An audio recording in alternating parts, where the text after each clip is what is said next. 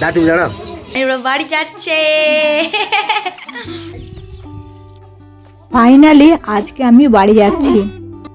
1 মাস 10 দিন থাকার পরে আজকে আমি নিজের বাড়ি চলে যাচ্ছি বাবুকে নিয়ে।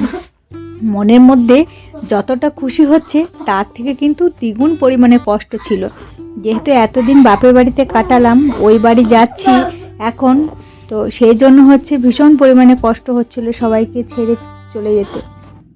হ্যালো ফ্রেন্ডস, কল্পনা ক্রিয়েশনে আর একটি নিউ ভিডিওর সাথে সবাইকে অনেক অনেক স্বাগত।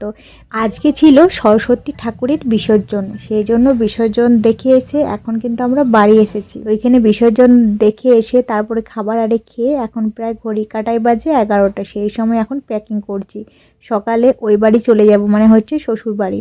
এই যে সকালে কিন্তু ফিরে এলাম, তো এখন কিন্তু আমরা পুরোপুরিভাবে রেডি হয়ে নিয়েছি। সকালে কোনো ব্লগ শ্যুট করিনি, একেবারে যখন বাড়ি যাচ্ছি শ্বশুর বাড়ি সেই সময় হচ্ছে আর কি ব্লগ এখন এই শ্যুট করেছি।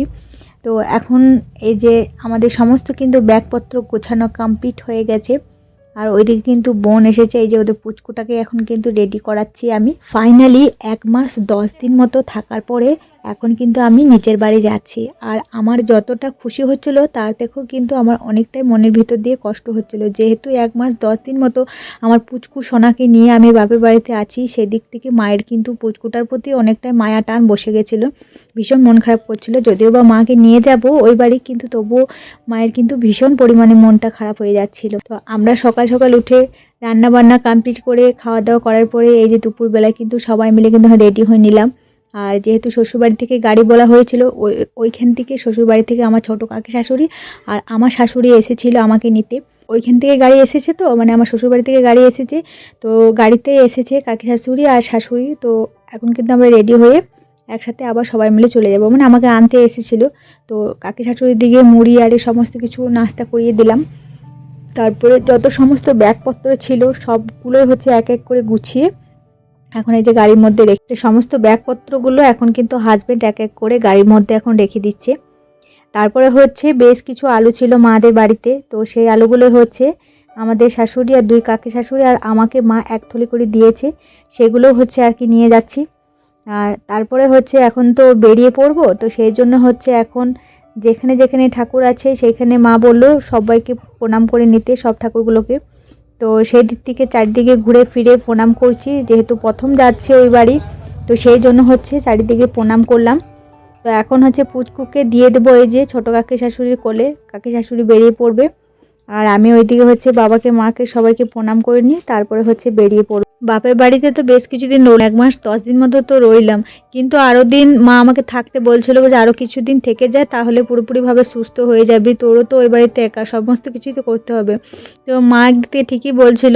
আমি চলে যাচ্ছি হচ্ছে আমার বড় ছেলের টানের প্রতি চলে যাচ্ছি, বড় ছেলেকে বলছি না অনেকটাই মিস করছি, ওইখানে ও অনেক ধূর্তগিরি করছিল, সেই জন্য হচ্ছে ওর জন্য আর কি আমার ওখানে যাওয়া। মাকে বললাম আস্তে আস্তে ওইখানে যেয়ে সমস্ত কাজবাজগুলো করব, এত তাড়াহুড়ো করব না। যদিও বা আমি এখন পুরোপুরিভাবে বলতে গেলে ভুল হবে, পুরোপুরি কিন্তু সুস্থ হয়নি, এখনও সেলাই জায়গাটা একটু একটু করে ব্যথা করে, কি করব সবটাই হয়ে যাবে। তো এখন হচ্ছে সবাইকে প্রণাম করে নিলাম, আর ওই যে মাকে নিয়ে যাচ্ছি। আর এই যে আমার বাবা কিন্তু একাই এখন বাড়িতে থাকবে, আর বৌদিরাও নেই, সবাই কিন্তু চলে গেছে, বৌদি ওই বাড়িতে মানে ওর বাপের বাড়িতে।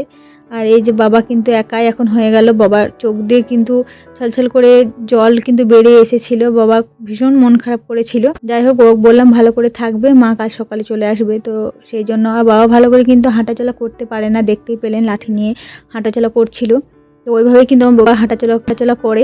আমার বাবার একটা মানে অ্যাক্সিডেন্ট হয়েছিল ছোট্টখাট্টো, তো সেই থেকে আর কি বাবার কোমরে লাগা আছে, সেই জন্য ভালো করে হাঁটতে পারে না। আর এখন যেহেতু একটু বয়সটা হয়ে গেছে সেই জন্য আরও হাঁটাচলাটা খুবই কম করতে পারে। যাই হোক এখন ফাইনালি এখন কিন্তু এই যে গাড়ির মধ্যে এখন চেপে পড়ছি, আর ওইখানেও বাবু ওয়েলকামটা একটু স্পেশালভাবে করা হয়েছে, সবটাই ভিডিওর মাধ্যমে শেয়ার করব, সব ব্লগ আসবে, আপনারা সাথে থাকবেন। ওইখানে বাবুর ওয়েলকাম করা হয়েছে, ওর বড় দাদা তারপর হচ্ছে ওর কাকু সবাই মিলে ওয়েলকামটা করেছে ছোট্টখাট্টো করে, তো সবটাই শেয়ার করব। আর হাজব্যান্ড কিন্তু আমাদের সাথে যাচ্ছে না, ও আমাদের গাড়িতে বসিয়ে দিয়ে ও কিন্তু বাইক নিয়ে বেরিয়ে পড়বে।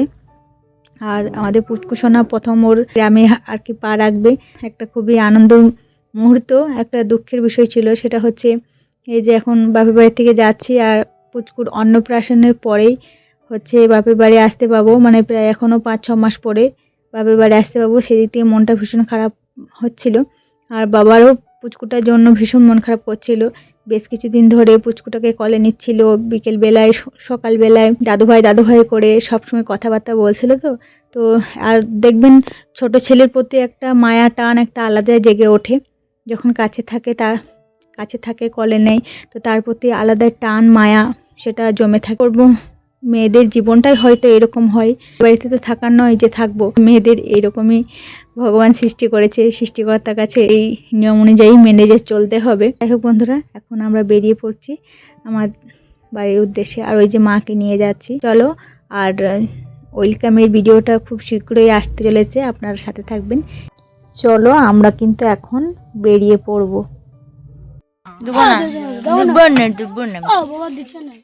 ফোনটা তো আমার কাছে রেখে দেবো। টাটা।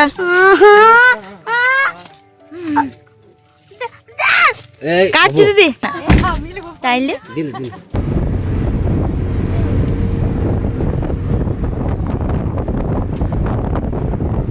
এখন কিন্তু রাস্তার মধ্যে আমরা যাচ্ছিলাম, আর একটু ক্লিপ নিয়েছি, একটু রিলসও বানিয়েছিলাম। আর এইদিকে কিন্তু মা কিন্তু একটু ঢুলু ভাব হয়ে গেছে, মানে ঘুমিয়ে গেছে। এই যে এখন ছোট্ট করে ওয়েলকাম এখন হবে। ফ্রেন্ডস, তো আমি ভিডিওটা নেক্সট একটা ব্লগের মাধ্যমে শেয়ার করে দেবো, আপনার সাথে থাকবেন। তো বন্ধুরা, ভিডিওটা আমি এখানে এন্ড করছি এখনকার মতন। টাটা।